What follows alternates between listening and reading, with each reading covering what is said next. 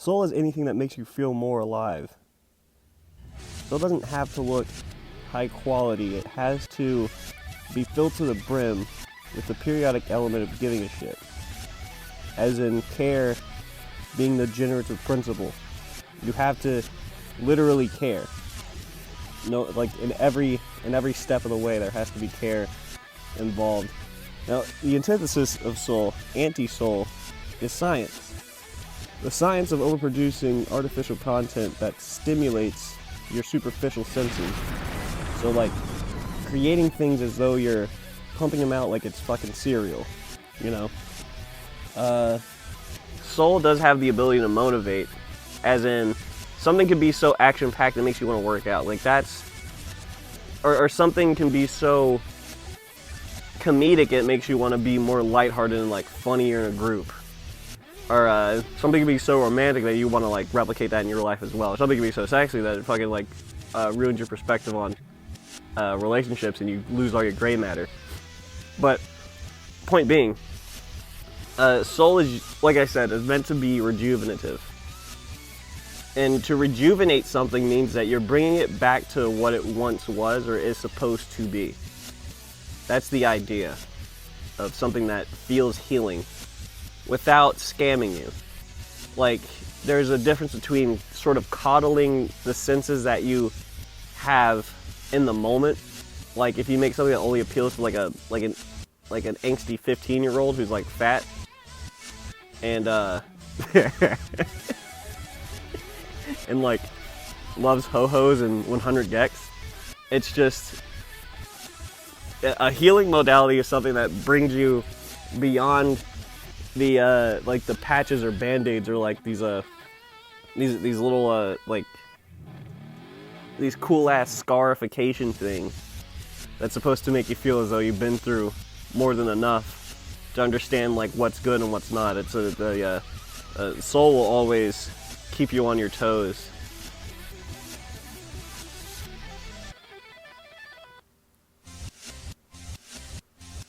And reinforce something that is absolutely timeless. Like that's also the biggest thing is for soul to register and understand what soul is timelessness, because that's the nature of a soul, something that is beyond the scope of time, beyond the scope of just the physical world. And engaging with the arts of any kind, even like culinary arts, the whole idea and the whole process behind that method is to express something that's much more ancient than just fucking trying to do something for a paycheck. And which obviously is why a lot of soul is risky, just because it does pull you into a world that comes before the time of like structuring things the way we have it financially or whatever.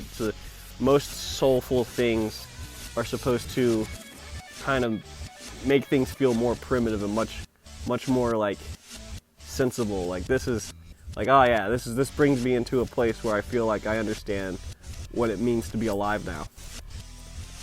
Like when you listen to something so good it makes you like dance with a group of people. Like in that moment you have to understand what's in your mind and what feels the best at that moment. Like the fact that you can be like at a concert and you could be like either getting rowdy in like a mosh pit or standing up for like 6 hours, like standing straight up, and you probably haven't eaten anything. Like any other context, you're not gonna be okay. You're gonna be upset, irritated. Your body's gonna feel fucking achy. You're gonna be hungry. That's actual torture. But because you're there for something that you genuinely enjoy, your body reorganizes your sense of pleasure and pain under the same physical circumstances, but just because you believe something different about this circumstance, it now becomes something that where there would generally be pain, there's only pleasure, or you just, it just nothing bothers you. It doesn't bother you, you're just like standing still for a while. It's just because all your attention is going towards a specific thing. And that's just the power of like engaging someone's mind. And then the rest of them sort of follows suit with that. No matter what your physical condition is, being able to tap into whatever really engages the mind is a very fucking powerful thing, and that's why it's an important. I would definitely say it's an important duty for people who have any monicum or idea of soul to be able to express that, and why it's also critical for people who lack that to counterfeit it and then use it to their own ends. It's important for a lot of these people who are generally artificial in nature to utilize things like a parasite that don't come from them and try to manipulate it and bend it to their will. That's like a tale as old as time. That's a battle as old as time. So that's, again, that's also what you'll see within Soul. Soul always has some form of fight between the real and the artificial. So I guess that's about it. How long was this fucking thing? 27 minutes. It's gay, but I can manage that. I know a lot of this is gonna get cut anyway, so there we go. Okay. An important question to ask is is it soul or is it just annoying? Now, if you're setting out to be purely annoying, or if something you're doing is like, oh, this is unconventional, this is out of the ordinary, because I decided to leave in all the bad shit that I knew was bad, but deal with it, look at it. It's like an ugly guy's penis, or like that's an honest expression. Soul is about honesty, but that's fucking grotesque, and you did nothing else with it but just flaunt it around. That is not soul.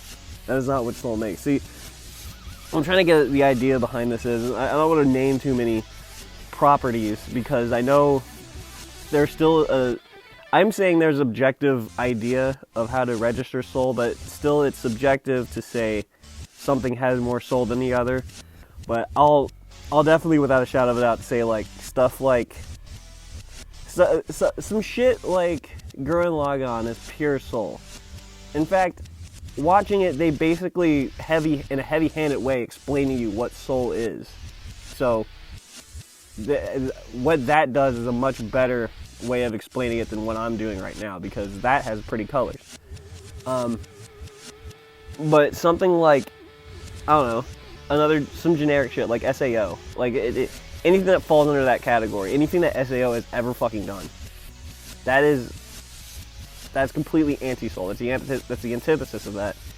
And something I would say is like, I can't even think about it, other than just like saying like fucking shit like Hazbin Hotel or like Hell of a Boss, like being something that is half soul, as in it's very honest, it's very unique, but it's just annoying. It's hard to argue with that. It is simply fucking annoying. A lot of it. Because you can see, because for what, I'll just pick on her. For what fucking Vivzy enjoys and was inspired by, which is, it's a plethora of things, yeah? Like, musicals or whatever, but I want to specifically focus on her connection with like Invader Zim and using that as like some partial inspiration for what she does. Invader Zim has zero swearing, and the biggest issue with VivziePod is that she utilizes swearing as though it's like baby's first F word sort of shit. It's utilizing everything. She uses words like it's banging around pots and pans with a stick.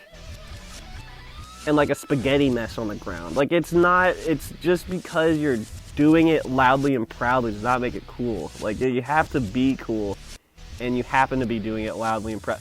It's fucking, okay. So like Invader Zim is like TV Y7 or some shit, right? And it has more, it constitutes more edge and cynicism. It's more cynical about the world, but it's much funnier about it than like Hell of a Boss or like Hazbin has ever been. Like obviously Hazbin shit, like it has commentary and is very cynical about real life and stuff, or like people, but it's just like it just calls everyone a cunt, and it wants you to fuck it. Like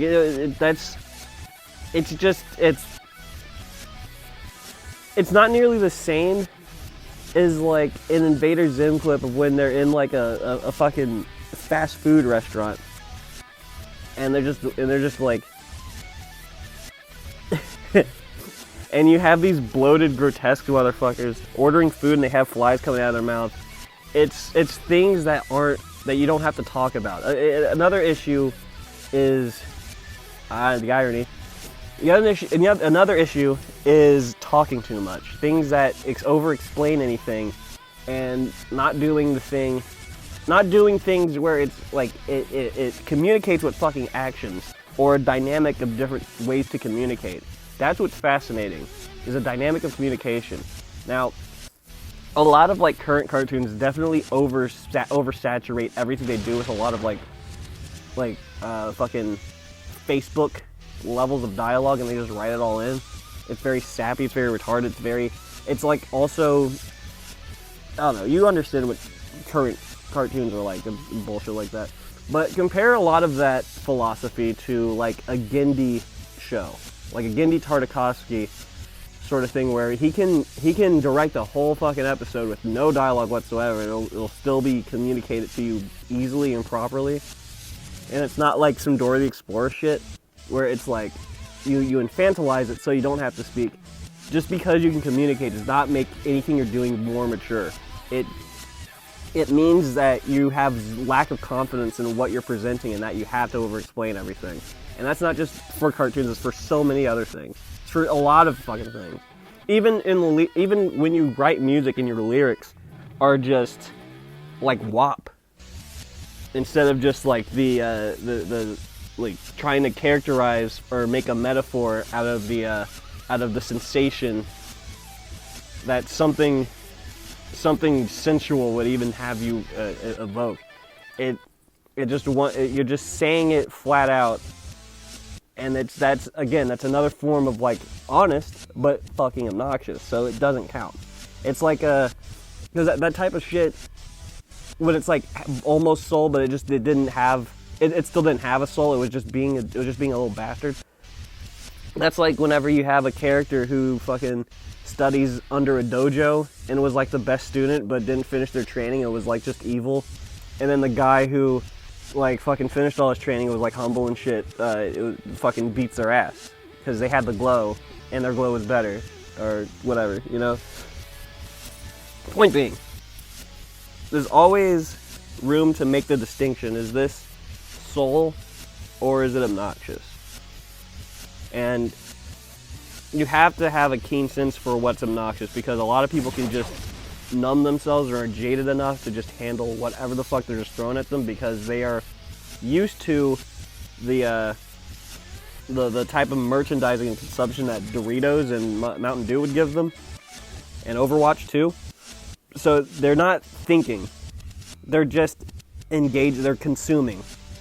And they'll falsely believe just because they have the capacity to consume whatever the fuck means that it should be consumed. It shouldn't. Those things are not good for you. It's just junk. And granted, there's not enough good things to go around to make it, to like satiate whatever you still crave from that one thing.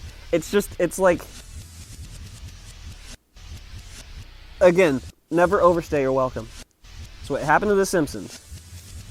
One of the greatest fucking little shows on earth. It happened to The Simpsons. I mean, just observe whatever brought down that platitude, and you can really compare and contrast with everything else. Never overstay your welcome. Never overstay your welcome. You gotta be like things like Fully Cooley. Very short, but incredibly soulful.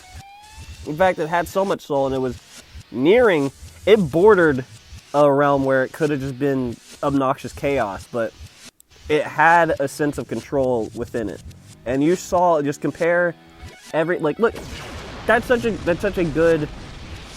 really good example, because like it's a short series. It's a little OVA. It's fucking like 5 episodes. And all the other seasons that they try to come out with it afterward wasn't from the original people. It was from people who hijacked the motherfucker. So already you have the essence of like carbon dated actions of these anti-soul motherfuckers trying to take charge of something. They prolong the legacy of that series by like fucking 11 times as long as the original, and having absolutely none of the same charm, none of the same direction visually, dialogue, every single fucking aspect, every part of that organism is disgusting. And it has nothing whatsoever to do with its original counterpart. It has nothing to do with even like giving homage. Again, you don't let it overstay its welcome. You see what it did, you understand its impact, and you, out of respect, you just let it go. And the only way it lives on is through people's memories, and that's for damn sure. That's what happened. People still love the motherfucker, but it's just they're not profiting off of memories and understand that things like that. They had to again utilize paperwork to get what they want out of this bullshit. But point being, and that in and of itself is obnoxious. So, is it soul or is it obnoxious? Is it annoying? That's all you have to understand. You know, there's a difference between like making something like it's like the difference between like say progressive metal that's like good and something that's trying to be like Death Grips. Like weird for the sake of it. Like there's a fine line you can ride, but you can always tell. Always keep that in mind when you're on your quest for soul.